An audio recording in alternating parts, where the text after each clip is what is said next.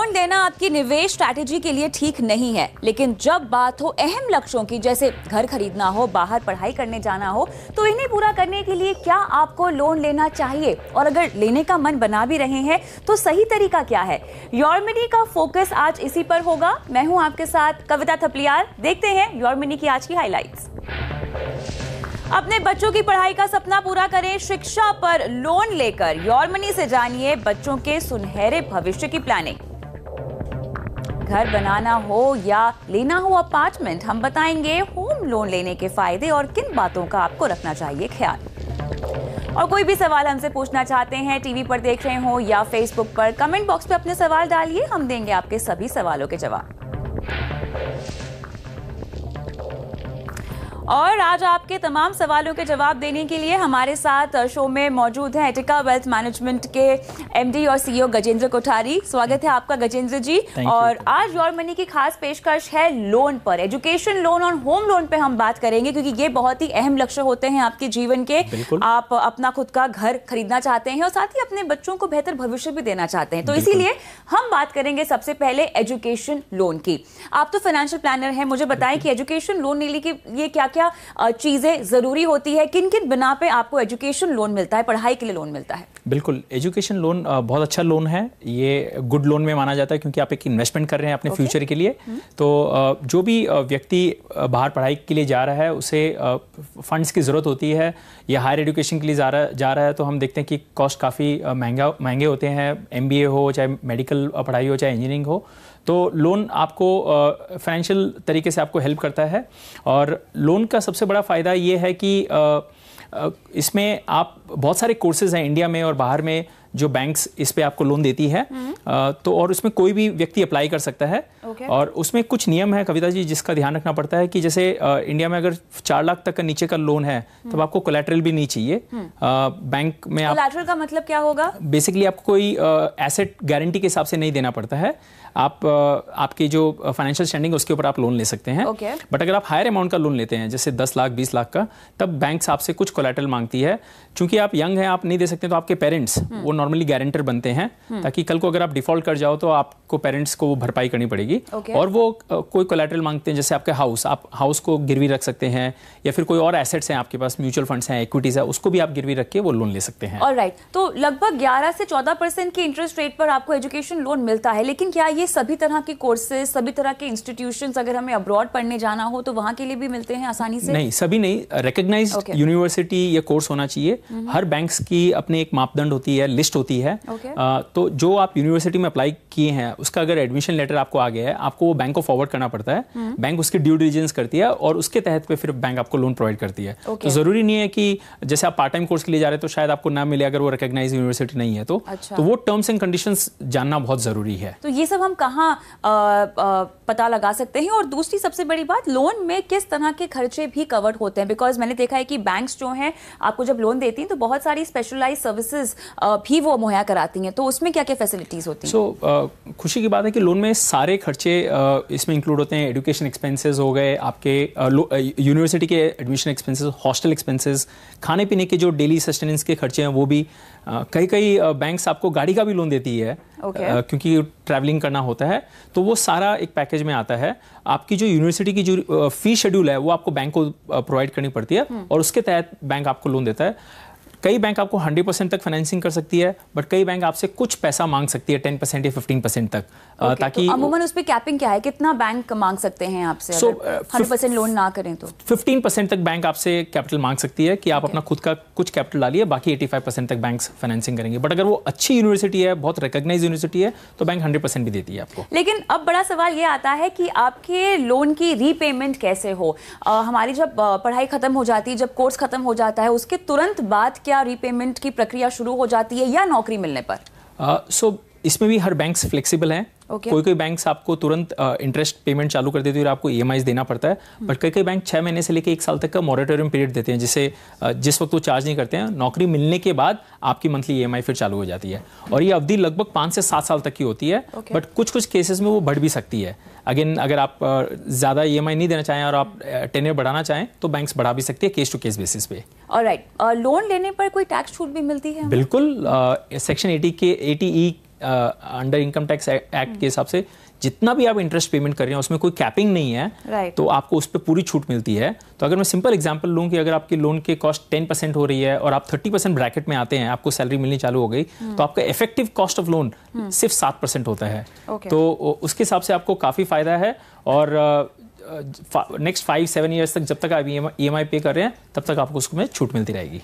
लेकिन अब बड़ा सवाल ये है कि अगर आप लोन के लिए अप्लाई करना चाहते हैं तो किन किन दस्तावेजों की ज़रूरत पड़ती है और किस तरह से आपको अपने कागजात सबमिट करने पड़ते हैं बैंकों को? सो बेसिकली सबसे पहले जैसे कि आपको जो KYC डॉक्यूमेंट्स होते हैं, आपको आइडेंटिटी प्रूफ, आपके हाउस का एड्रेस, पेरेंट्स का भी लगता है। और मेन जो चीज़ मैंने आपको बताई, यूनिवर्सिटी के डॉक्यूमेंट्स लगते हैं, आपका admission letter, offer letter, course कितने टाइम का है, कब कब फीस देना है, सारे एक्सपेंसेस। और ये बात ध्यान में रखनी है कि लोन की सारी भुगतान डायरेक्टली बैंक यूनिवर्सिटी को करती है, आपके खाते में नहीं आता है। तो वो डायरेक्टली वहाँ पेमेंट होता है और टाइम टू टाइम बैंक्स उनको फंडिंग करती रहती है। ऑलराइट, ये तो तमाम बारीकियां हो गई हैं एजुकेशन लोन को लेकर। लेकिन अगर आपको भी अपने उच्च शिक्षा की प्लानिंग करवानी है, योर मनी से कोई भी सवाल आप पूछना चाहते हैं तो अपना सवाल, हम लाइव हैं इस वक्त फेसबुक पे, अपना सवाल डाल सकते हैं और हम आपके तमाम सवालों के जवाब देंगे। लेकिन आगे बढ़ते हैं और होम लोन की बात करते हैं। अपने सपनों का घर हर कोई चाहता है, जिसके लिए हमेशा हम कहते हैं कि आपको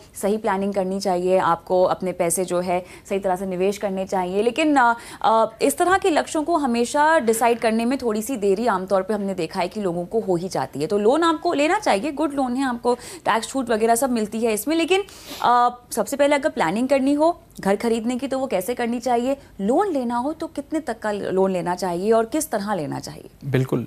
चूंकि घर सबसे बड़ा इन्वेस्टमेंट होता है और उसमें काफ़ी रकम लगती है, तो आपको जल्दीबाजी नहीं करनी चाहिए। और खासकर जब हम यंग होते हैं, 24-25 के होते हैं, हमारा सपना होता है कि अब नौकरी मिल गई है, अब हम तुरंत अपना घर खरीद सकते हैं।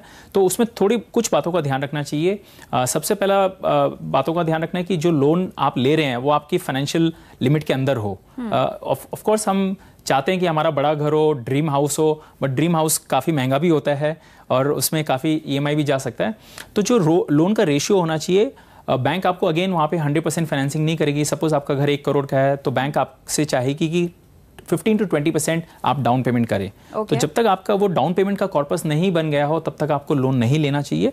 दूसरी बात यह है कि आप जो EMI पे करेंगे वो EMI आपका 40% के ऊपर आपकी जो इनकम है, टेक होम इनकम है, उससे ऊपर नहीं जानी चाहिए। क्योंकि बैंक्स ये नहीं चाहती है कि आपकी पूरी सैलरी EMI पे चली गई और आपके पास कुछ नहीं बच रहा है, तो वो कैश फ्लो इशू आ सकते हैं।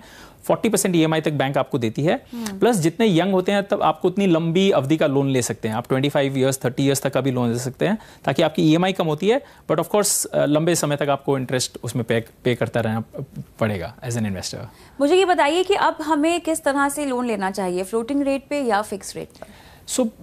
अभी तो मोस्ट लोन्स फ्लोटिंग रेट पे ही हो गए हैं।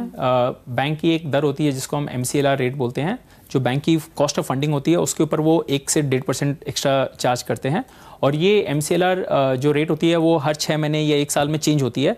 तो आप डिसाइड कर सकते हैं कि आप 1 साल का MCLR लोन ले रहे हैं, तो हर 1 साल के बाद जो इंटरेस्ट रेट होगा उस पे जो बैंक का मार्जिन है वो लगा के बैंक आपको चार्ज करेगी। लगभग आज के डेट में 8.5-9% के बीच से लेके 11-11.5% तक आपको होम लोन की दरें मिलती है। क्या महिलाओं के लिए होम लोन में कोई खास छूट है? बिल्कुल, गवर्नमेंट प्रमोट करती है कि काफ़ी महिलाएं आगे बढ़ के वो भी लोन लें, क्योंकि आज की डेट में काफ़ी महिलाएं जॉब कर रही हैं, उनकी इनकम है और वो भी चाहती हैं करें, तो उनके लिए 15 to 20.2% तक की लोन में छूट है। तो अगर नॉर्मल इंटरेस्ट रेट 8.75 है तो महिला के लिए 8.5 या 8.6 के आसपास उसमें लोन मिल जाती है। लेकिन अब बात करते हैं घर जैसे अहम लक्ष्य की प्लानिंग को लेकर। अक्सर हमने देखा है कि जब भी लोग सवाल पूछते हैं तो एटलीस्ट डाउन पेमेंट के लिहाज से वो पैसे निवेशित रखना चाहते हैं। कितने साल के लिए आपको निवेश करना चाहिए ताकि आप कम से कम डाउन पेमेंट की जो रकम है वो इकट्ठा कर लें? वो डिपेंड करता है कविता जी की डाउन पेमेंट कितनी है। हाँ। अगर लंबी निवेश करने लायक राशि कितनी है, तो अगर हम कम उम्र में लोन लेना चाहते हैं 24-25, तो आपकी अभी सैलरी आनी चालू हुई है तो आप ज़्यादा सेव नहीं कर पाते हैं। और अगर आपका 4-5 साल में लोन डाउन पेमेंट का कॉर्पस बनाने की है तो फिर आप के पास 2 ऑप्शंस हैं। आप डेट में डाल सकते हैं अगर सेफ रखना है, जहाँ पे 7-8% से ज़्यादा रिटर्न नहीं आता है। बट अगर 5 से 7 साल का होराइजन है तो आप उसको इक्विटी फंड के जरिए निवेश कर सकते हैं, SIP रूट के जरिए। और जब आपका 20-25% डाउन पेमेंट का कॉर्पस बन जाए तब उस वक्त आप रेडी हैं बैंक के पास जाने के लिए।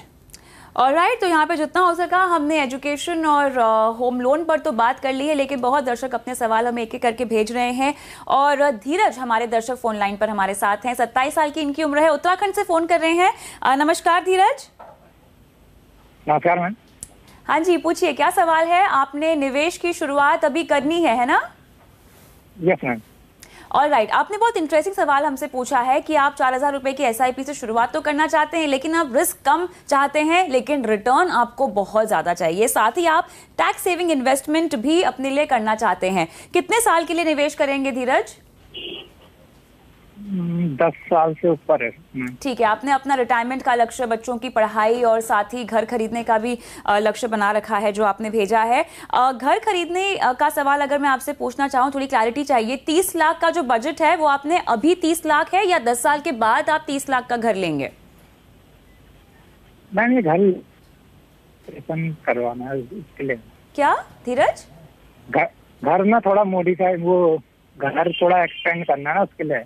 अच्छा ठीक है, चलिए, तो मोटा मोटा एटलीस्ट आपके लक्ष्य लाइंड अप हैं, आपने अपने गोल्स डिसाइड कर लिए हैं, आपने उनको एक राशि दे दी है और समय की अवधि भी दे दी है। तो मेरे ख्याल से जो बेसिक फंडामेंटल्स है गजेंद्र इनकी प्लानिंग के, वो तो काफी दुरुस्त हैं। थोड़ा इक्का दुक्का इनको अपना निवेश बढ़ाना पड़ेगा, हो सकता है अपने गोल्स को लेके भी थोड़ा सा इन्हें ट्वीक करना होगा, टाइम होराइजन। लेकिन अहम बात, कम जोखिम लेकिन मोटा रिटर्न चाहिए। ये तो हर निवेशक का ख्वाब होता है कि कम से कम रिस्क में ज्यादा से ज्यादा मुनाफा हमें मिले। इक्विटी में अगर, जैसे कि इनका टाइम होराइजन देखिए, रिटायरमेंट का 30 साल है, घर खरीदने के लिए 10 साल है, काफी ज्यादा है। इतने सालों में मेरी रिस्क तो कम हो जाएगी ना अगर मैं इक्विटी में निवेश करती हूँ, तो कैसे कम होगी? बिल्कुल बिल्कुल सही कहा कविता जी। पहले ही बात अच्छी है कि धीरज बहुत कम उम्र में 27 की उम्र से स्टार्ट करें, तो आपके पास बहुत टाइम है धीरज, आपको डरने की जरूरत नहीं है, आपके गोल्स बिल्कुल पूरे हो जाएंगे। दूसरी बात अच्छी ये है कि इन्होंने गोल्स डिफाइन किए हैं, जो कि बहुत कम दर्शक इतनी ये एज में डिसाइड कर पाते हैं कि मुझे क्या लक्ष्य हासिल करना है। तो धीरज, जो आपने रिटायरमेंट का लक्ष्य बनाया है 1 करोड़ 30 साल के लिए, उसके लिए अगर आप सिर्फ 3,000 रुपए की SIP करते हैं 2,900 की रुपए की, तो आपको 1 करोड़ रुपया 30 साल के बाद मिल जाता है। सेम चीज आपने बच्चों की पढ़ाई के लिए 50 लाख का जो लक्ष्य रखा है 20 साल में, उसके लिए आपको 5,000 रुपए की SIP आज से शुरू करनी पड़ेगी, तो 20 साल में आपको ये भी 50 लाख मिल जाएंगे। और लास्ट जो एक आपको हाउस डेवलपमेंट का कॉस्ट है, रीडेवलपमेंट आपको करना है, आगे बढ़ाना है, उसके लिए 30 लाख जो आपको 10 साल में चाहिए, उसके लिए आपको 13,000 रुपए की SIP करनी पड़ेगी, तो आपके ये तीनों गोल हो जाते हैं। तो कुल मिला के इनकी 21,000 रुपए की SIP करनी है, बट फिलहाल वो कर रहे हैं 4,000 रुपए की। तो धीरज, इसमें घबराने की कोई बात नहीं है। आप हर साल जैसे जैसे आपकी इनकम बढ़ती है, आप इसको SIP को बढ़ा सकते हैं और ज़्यादा से ज़्यादा निवेश आप कर सकते हैं। और जब भी आपके पास एक मुश्त रकम भी आए, कुछ 1 लाख 2 लाख रुपए, आप उसको भी टॉपअप कर सकते हैं। नाउ आपने इन्होंने एक सवाल किया कि कम रिस्क और हाई रिटर्न्स चाहिए, तो धीरज ये चीज़ मैं आपको बताना चाहूँगा कि दुनिया में ऐसा कोई प्रोडक्ट नहीं है कि जहाँ रिस्क कम हो और रिटर्न्स हाई होते हैं, क्योंकि अगर ऐसा कुछ होता तो शायद अभी तक सबको पता चल गया होता। सेफ्टी चाहिए तो FDs के मुकाबले कोई प्रोडक्ट नहीं है जहां आपको सेफ्टी मिलेगी, बट वहां ग्रोथ नहीं होता, कमाई नहीं होती है। और चूंकि इनका लक्ष्य 10 साल से ऊपर है, तो इक्विटीज में अगर आप निवेश करते हो तो जितना लॉन्ग टर्म आप जाते हैं उतना रिस्क कम होते रहता है। इक्विटीज शुरुआती दौर में वॉलेटाइल रहता है, मार्केट्स ऊपर नीचे जाते हैं, बट अगर आप 7-8 साल का होराइजन देते हैं तो आप एक एवरेज रिटर्न 12% के आसपास आप एक्सपेक्ट कर सकते हैं। और 12% काफ़ी अच्छी रिटर्न है, क्योंकि अगर हम बैंक FD देखें तो 6% होती है, यहाँ आप 10 से 12% आप ले रहे हैं, तो बहुत अच्छा है। और अगर हम पुराने ट्रैक रिकॉर्ड देखें म्यूचुअल फंड्स का लास्ट 10 साल का, तो सभी ने 15-16% के आसपास लगभग रिटर्न दिया है। फिर भी हम 12% की रिटर्न मान के चलें तो आपके सारे लक्ष्य पूरे होते हैं। ऑलराइट, और साथ ही आपको हम फंड्स भी बता दें, जो स्क्रीन पे फ्लैश भी हो रहे हैं। आपको अलग अलग कैटेगरी में फंड्स अपने पोर्टफोलियो में शामिल करने हैं। देखिए, मल्टी कैप फंड के विकल्प आपको दिए हैं, मिरर एसेट इंडिया इक्विटी और UTI इक्विटी फंड, जो आपने 5 साल के रिटर्न के साथ इनको रेकमेंड किया है। इनमें से कोई भी एक फंड अपने पोर्टफोलियो में शामिल कर लेंगे? बिल्कुल, हर गोल के लिए एक फंड कर सकते हैं, ताकि वो ट्रैक करने में बहुत इजी रहता है कि मेरे इस गोल के लिए ये फंड काम कर रहा है। ऑलराइट, साथ ही mid and small cap category भी आपको दी जा रही है। HDFC small cap, Kotak small cap और SBI स्मॉल कैप में आप निवेश कर सकते हैं। सभी में आप देखिए लगभग 20 से 25% के आसपास का रिटर्न आपको मिल रहा है, लेकिन ये 5 साल की अवधि के लिए है। साथ ही लंबी अवधि के लिए अगर हम ब्लू चिप्स की बात करें, इन्हें भी अपने पोर्टफोलियो में शामिल करना जरूरी होगा। म्यूरे एसेट इमर्जिंग ब्लू चिप और IDFC कोर इक्विटी फंड, इनमें से कोई एक ही अपने पोर्टफोलियो में ये शामिल कर सकते हैं। अपना निवेश जब भी हो सके धीरज आपको बढ़ाने की जरूरत है। फंड्स तो हमने आपको बता दिए हैं, लेकिन अपना निवेश बढ़ाइए और उसमें अनुशासन मेंटेन कीजिए। शो के आखिरी पड़ाव में हम आ गए हैं और गजेंद्र जी अब हम बढ़ते हैं आगे। हमारे अगले दर्शक का सवाल लेते हैं। राम अवतार जी फोन लाइन पर हैं। 33 साल की इनकी उम्र है और अपने फंड की परफॉर्मेंस से ये परेशान है। नमस्कार। नमस्कार। हाँ बताइए, आपने जो फंड्स अपने पोर्टफोलियो में शामिल किए हैं, Aditya Birla Sun Life, ICICI Pru Blue Chip Fund, SBI blue chip और म्यूरे एसेट इंडिया, है ना, इनमें आप 2 साल से निवेश कर रहे हैं? All right. और आप शायद ट्रैवल कर रहे हैं मेरे ख्याल से, आसपास काफी ट्रैफिक की नॉइज आ रही है। लेकिन 2 साल आप निवेश अभी तक कर चुके हैं, कितने साल के लिए आप इनमें रुकना चाहते हैं? मैं इनमें 5 से 7 साल तक मेरा टाइम होराइजन है। 5 से 7 साल मेरा रिटर्न अच्छा था, हाँ। 7%, 8%, 10% तक भी था, लेकिन अभी आज से नाउ इट इज 1%, 2%, ऑलमोस्ट मुझे लगता है माइनस में चला जाएगा। तो इससे मैं काफी वरीड हूँ। मुझे क्या करना चाहिए, निकल जाना चाहिए या किसी दूसरे फंड में इन्वेस्ट करना चाहिए, प्लीज बताइए। बिल्कुल, आपकी चिंता बिल्कुल लाजमी है। जिस तरह से हमने वॉल्टरी देखी है, फंड्स की NAV और परफॉर्मेंस में तो दबाव आया ही है, लेकिन 5 से 7 साल का अगर मेरा नजरिया हो गजेंद्र जी, तो क्या मुझे परेशान होने की जरूरत है? बिल्कुल नहीं राम अवतार जी। इनफैक्ट आपको खुशी होना चाहिए कि अगर बाजार अभी डाउन है और आपकी जो SIP जा रही है हर मंथ, उससे आपको जो आपकी NAV मिल रही है और काफी लो NAV मिल रही है, तो आप डिस्काउंट में खरीद रहे हैं। डिस्काउंट में आप यूनिट्स खरीद रहे हैं। Okay. यानी आप सस्ती खरीदारी कर रहे हैं। बिल्कुल। जब बाजार में सेल लगती है, हम कपड़े खरीदने जाते हैं, 40-50% डिस्काउंट होते हैं, तो हम एक शर्ट की जगह 2 शर्ट खरीद लेते हैं। वही सेम नजरिया आपको म्यूचुअल फंड्स में भी लगाना चाहिए और आपको ज्यादा यूनिट्स मिल रहे हैं इसमें। चूंकि आपके गोल सारे लॉन्ग टर्म है, तो आपको बिल्कुल घबराने की जरूरत नहीं है। इनफैक्ट आपके जो मैं फंड्स देख रहा हूँ राम अवतार जी, वो लार्ज कैप फंड्स हैं। आई वुड से आप लकी हैं, क्योंकि लास्ट ईयर जो गिरावट आई है मोस्टली मिड और स्मॉल कैप में ज्यादा गिरावट आई है, और अभी भी आप जैसे कह रहे हैं कि पॉजिटिव रिटर्न दिखा रहा है। अगर मैं मेरे पोर्टफोलियो की बात करूँ तो उसमें मैंने नेगेटिव रिटर्न देखे हैं। मेरी 3 साल की SIP नेगेटिव है राम अवतार जी, फिर भी मैं इन्वेस्टेड रहा हूँ और उल्टा खुश हूं, क्योंकि अभी मेरे को काफी सही रेट्स पे वो यूनिट्स मिल रहे हैं। तो अभी ये जो large and mid cap category के फंड्स की हम बात करें, तो आप बदलाव की सुझाव दे रहे हैं इन्हें? क्या अभी करना चाहिए? कविता जी, इनका जो पोर्टफोलियो है वो mostly large cap oriented portfolio है, तो इन्हें मैं रेकमेंड करूंगा। चूंकि इनके गोल्स 10-15 साल के हैं, तो वो थोड़ा रिस्क ले सकते हैं। Large and mid cap category जैसे कि है IDFC कोर इक्विटी फंड, ये म्यूरे asset emerging blue Chip fund, ये 2 कैटेगरी में अगर आप 5 से 10 साल का होराइजन रखते हैं, तो राम अवतार जी 12% का रिटर्न आप एक्सपेक्ट कर सकते हैं। बट इसका मतलब ये नहीं कि हर साल 12% आएंगे। 2-3 साल खराब हो सकते हैं और अचानक चौथे साल में वो रिटर्न्स 40% दे सकते हैं। तो आपका जो एवरेज रिटर्न है तो वो 12-13 होता है। अगर हम इन फंड्स की भी बात करें, ये मल्टी कैप कैटेगरी है, इसमें फंड मैनेजर कहीं पे भी स्मॉल और लार्ज कैप कहीं पे भी जा सकता है। अगर आप लास्ट 5 साल का ट्रैक रिकॉर्ड देखिए तो काफी अच्छा ट्रैक रिकॉर्ड है, बट इसका मतलब ये नहीं है कि ये सेम ट्रैक रिकॉर्ड रिपीट होगा। ऊपर भी जा सकता है, नीचे भी जा सकता है। चलिए, तो ये एडिशंस आपको अपने पोर्टफोलियो में करने होंगे, अपने निवेश को बढ़ाना होगा और आपको बिल्कुल भी चिंता करने की जरूरत नहीं है। इस पोर्टफोलियो से आपके सभी लक्ष्य पूरे हो जाएंगे। राम अवतार जी, उम्मीद करते हैं कि आपको सलाह समझ में आ गई हो। बहुत बहुत शुक्रिया आज शो पे आने के लिए गजेंद्र जी। और योर मनी में इसी के साथ मुझे भी इजाजत दें, लेकिन अपने सवाल लगातार हम तक पहुंचाते रहें। ट्वीट करें, ईमेल के जरिए सवाल पूछें, सभी जगह कॉन्टैक्ट नंबर जरूर डालिएगा। नमस्कार।